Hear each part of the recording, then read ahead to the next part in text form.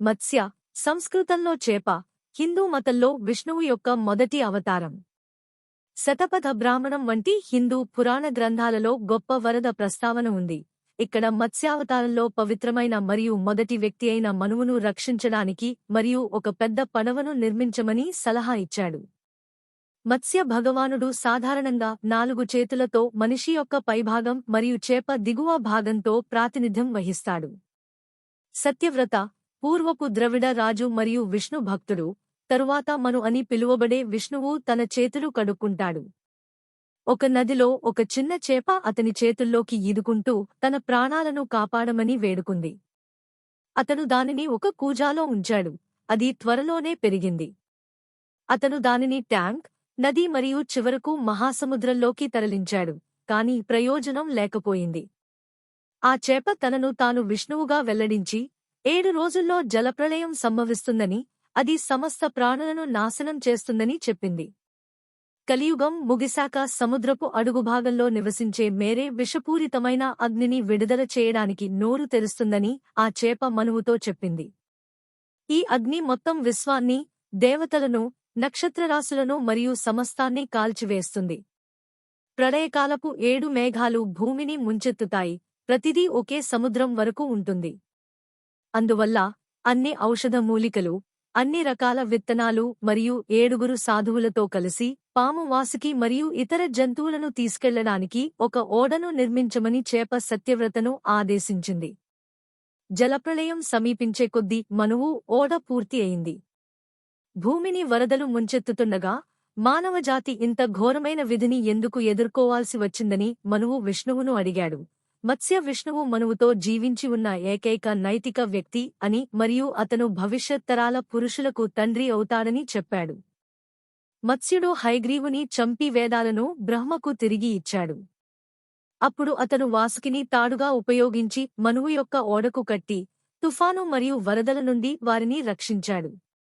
తుఫానులు ముగిసి నీరు తగ్గినప్పుడు మత్స్య విష్ణువు మనువును మరియు ఇతరులను హిమాలయాల వద్ద విడిచిపెట్టాడు. అక్కడ వారు మళ్లీ మానవ నాగరికతను ప్రారంభించవచ్చు. మత్స్య నారాయణ ఆలయం పల్లవ రాజవంశం యొక్క శిల్పకళా నైపుణ్యానికి నిదర్శనంగా నిలుస్తుంది. క్లిష్టమైన శిల్పాలు మరియు శిల్పాలతో అలంకరించబడిన ఈ ఆలయం ఆ యుగంలో ప్రబలంగా ఉన్న సున్నితమైన నైపుణ్యం మరియు వివరాలకు శ్రద్ధ చూపుతుంది. విస్మయం కలిగించే ద్రావిడ శైలి శిల్పకళ సందర్శకులను ఆకర్షిస్తుంది. దాని ఎత్తైన గోపురం, ప్రవేశ గోపురం, మండపాలు, స్తంభాల మందిరాలు మరియు వివిధ దేవతలకు అంకితం చేయబడిన గర్భాలయాలు. మత్స్య నారాయణ దేవాలయం శతాబ్దాలుగా పూజనీయమైన ప్రదేశం, భక్తులను ఆకర్షిస్తుంది. చాలా దూరం. ఇది ఆధ్యాత్మిక ఆశ్రయంగా పనిచేస్తుంది. వ్యక్తులు ఓదార్పుని పొందేందుకు, ప్రార్థనలు చేయడానికి మరియు దైవిక ప్రకాశంలో మునిగిపోయేలా చేస్తుంది. ఈ ఆలయం ఏడాది పొడవునా అనేక ఉత్సవాలకు ఆతిథ్యం ఇస్తుంది. భక్తులకు ఉత్సాహభరితమైన వేడుకలలో పాల్గొనడానికి మరియు భక్తి యొక్క నిజమైన సారాన్ని అనుభవించడానికి అవకాశం కల్పిస్తుంది. చెన్నైలోని ఉతండి అనే ప్రశాంతమైన తీర గ్రామం మధ్య ఉన్న మత్స్య నారాయణ ఆలయం ప్రజల హృదయాలలో ప్రత్యేక స్థానాన్ని కలిగి ఉంది. స్థానిక సంఘం. బంగాళాఖాతంలోని నీలవర్ణ జలాల సమీపంలో ఆలయం ఉన్న ప్రదేశం దాని మంత్రముగ్ధమైన వాతావరణాన్ని పెంచుతుంది. చుట్టూ పచ్చని చెట్లతో ఈ ఆలయం ఆధ్యాత్మిక చింతన కోసం ప్రశాంతమైన వాతావరణాన్ని అందిస్తుంది మరియు సందడిగా ఉండే నగర జీవితం నుండి తిరోగమనాన్ని అందిస్తుంది. మత్స్య నారాయణ దేవాలయం యొక్క చరిత్ర తరతరాలుగా అందించబడిన ఆకర్షణీయమైన పురాణాలు మరియు ఇతిహాసాలతో ముడిపడి ఉంది. అటువంటి పురాణాలలో ఒకటి మత్స్య నారాయణ భగవానుడు అంకితభావంతో ఉన్న మత్స్యకారునికి కనిపించి లోతైన జ్ఞానాన్ని అందించి అతనికి ఆశీర్వాదాలు ఇచ్చాడని చెబుతుంది. ఈ దైవిక ఎన్కౌంటర్తో మునిగిపోయిన మత్స్యకారుడు దైవిక జోక్యానికి గుర్తుగా ఆలయాన్ని నిర్మించాడు. సంవత్సరాల తరబడి మత్స్య నారాయణ ఆలయం దాని నిర్మాణ వైభవాన్ని కాపాడేందుకు వివిధ దశల సంరక్షణ మరియు పునరుద్ధరణకు గురైంది. పురావస్తు అధికారులు, స్థానిక సంఘాలు మరియు భక్తుల అంకితభావంతో ఈ దేవాలయం ఎంతో ఎత్తుగా నిలిచి భవిష్యత్ తరాలకు దాని చారిత్రక ప్రాముఖ్యతను కాపాడేలా చేసింది. చారిత్రక మరియు ఆధ్యాత్మిక ప్రాముఖ్యతతో పాటు మత్స్య నారాయణ ఆలయం భక్తులకు మరియు సందర్శకులకు ఆహ్లాదకరమైన పాక అనుభవాన్ని అందిస్తుంది. ఆలయంలో ప్రసాదం, పవిత్ర నైవేద్యం కౌంటర్ ఉంది. ఇక్కడ వివిధ రకాల రుచికరమైన ఆహార పదార్థాలు అందుబాటులో ఉన్నాయి. పులియోదరే, చింతపండు అన్నం, పెరుగు అన్నం, తీపి పొంగల్ మరియు లడ్డూ వంటి నోరూరించే వంటకాలతో కూడిన ఆలయ ప్రసాదం యొక్క దైవిక రుచిని ఆస్వాదించండి. ఈ ఆహ్లాదకరమైన సమర్పణలు మీ ఆలయ సందర్శనకు అదనపు ఆనందాన్ని ఇస్తాయి, మీ ఇంద్రియాలను మరియు మీ ఆత్మను రెంటినీ కలచివేస్తాయి. అతుకులు లేని మరియు లీనమయ్యే అనుభవాన్ని నిర్ధారించడానికి మత్స్య నారాయణ దేవాలయం యొక్క ఆలయ సమయాలతో మిమ్మల్ని మీరు పరిచయం చేసుకోవడం చాలా ముఖ్యం. ఆలయం ఉదయాన్నే దాని తలుపులు తెరుస్తుంది, భక్తులు వారి రోజును దైవిక సందర్శనతో ప్రారంభించడానికి అనుమతిస్తుంది.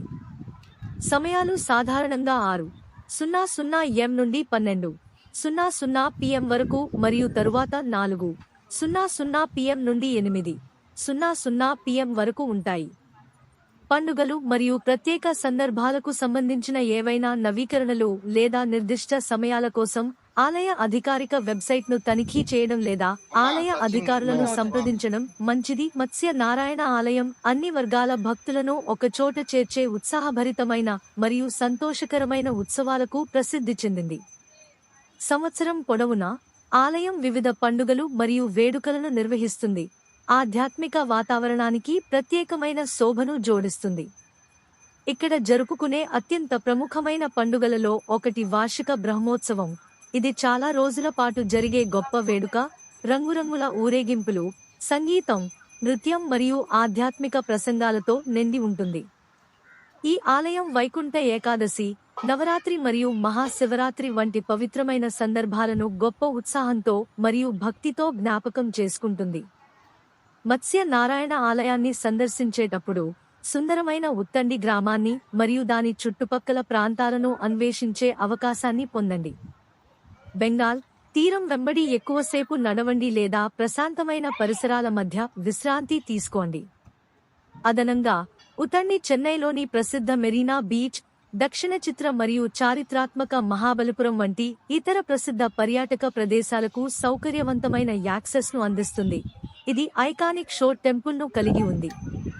ముగింపులో తమిళనాడులోని చెన్నైలోని ఉతండిలోని మత్స్య నారాయణ ఆలయం ఉంది. భారతదేశ చరిత్రలో లోతుగా పాతుకుపోయిన గొప్ప సాంస్కృతిక వారసత్వం మరియు భక్తికి నిదర్శనం. ఈ పవిత్రమైన నివాసం పల్లవ రాజవంశం యొక్క శిల్పకళా నైపుణ్యాన్ని ప్రదర్శించడమే కాకుండా ఆధ్యాత్మిక సాంత్వన కోరుకునే భక్తులకు దైవిక ఆశ్రయాన్ని కూడా అందిస్తుంది.